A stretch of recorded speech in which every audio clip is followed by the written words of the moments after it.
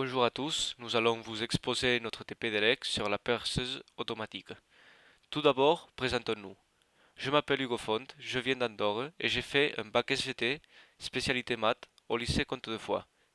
Actuellement, je suis à l'IUT Paul Sabatier de Tarbes, en GMP, dans le groupe A2. Dans ce TP, je me suis chargé du câblage et d'une partie de la schématisation. Bonjour, je m'appelle Julien Roger, je viens de Picardie. J'ai fait un bac STI 2D option SIN au lycée Déodat de Sévrac à Toulouse. Dans ce TP, j'ai fait une partie du câblage et je m'occupe de la réalisation de cette vidéo. Bonjour à tous, je m'appelle Pierre-Jean Nicou, je viens de Tarbes et j'ai fait un bac SSI, spécialité SI au lycée Jean Dupuis. Actuellement, je suis à l'IUT Paul Sabatier de Tarbes en GMP dans le groupe A2. Dans ce TP, je me suis chargé d'une partie du câblage et de la schématisation. Maintenant, nous allons vous présenter le système. La perceuse est composée de deux parties, une partie commande et une partie opérative. La partie opérative est composée de 4 vérins pneumatiques, un horizontal, un vertical et 2 pour les étaux de chaque côté. Il y a également un mandrin sur l'axe vertical qui va permettre le perçage. Les vérins pneumatiques savent lorsqu'ils doivent s'arrêter grâce aux capteurs inductifs. Les capteurs inductifs utilisés ont une portée d'environ 2,5 mm. La partie commande est composée d'une alimentation qui va permettre d'alimenter le système en électricité 24 volts, de distributeurs pneumatiques qui vont permettre d'actionner les vérins, de 4 relais monostables reliés au capteur de fin de course, d'un relais bistable qui permet d'avoir une mémoire, et de bobines qui vont commander les distributeurs.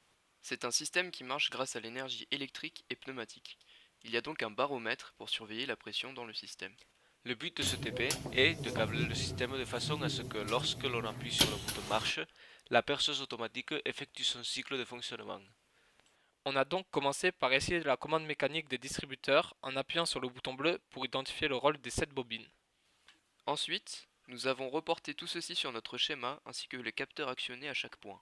Par exemple, au point A et B, ce sera le capteur S10 qui sera actionné. On a ensuite câblé les capteurs S10, S11, S20 et S21 et le relais. Voici le schéma de câblage et le câblage réalisé.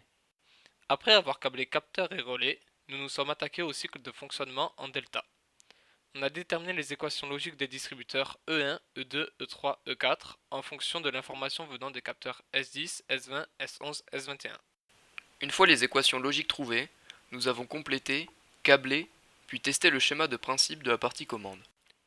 Sur cette vidéo, on peut voir le cycle de fonctionnement que l'on vient de présenter auparavant.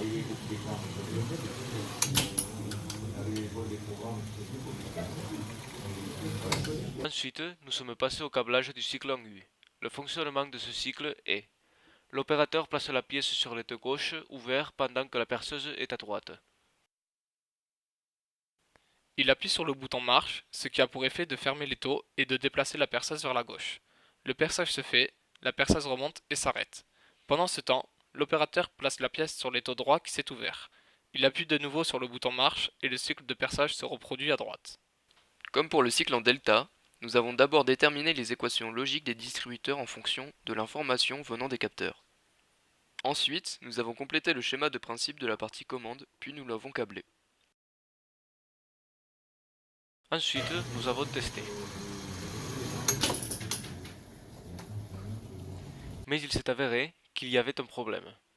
Comme on peut le voir sur cette vidéo, la perceuse fait des va-et-vient de haut en bas. Le système n'arrive pas à savoir où il se situe. Il n'arrive pas à déclencher le déplacement vers la droite. On atteint les limites de la logique câblée. Pour faire face à ce problème, on a ajouté au système un relais bistable qui va permettre d'avoir une fonction mémoire. On a donc modifié nos équations logiques, ce qui nous a donné les équations suivantes. On a ensuite modifié le câblage en rajoutant le relais bistable, puis retesté le fonctionnement.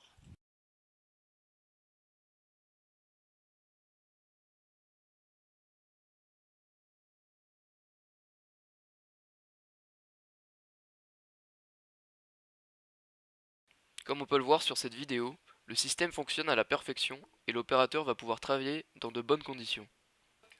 Merci pour votre attention et nous espérons que vous aurez appris quelque chose.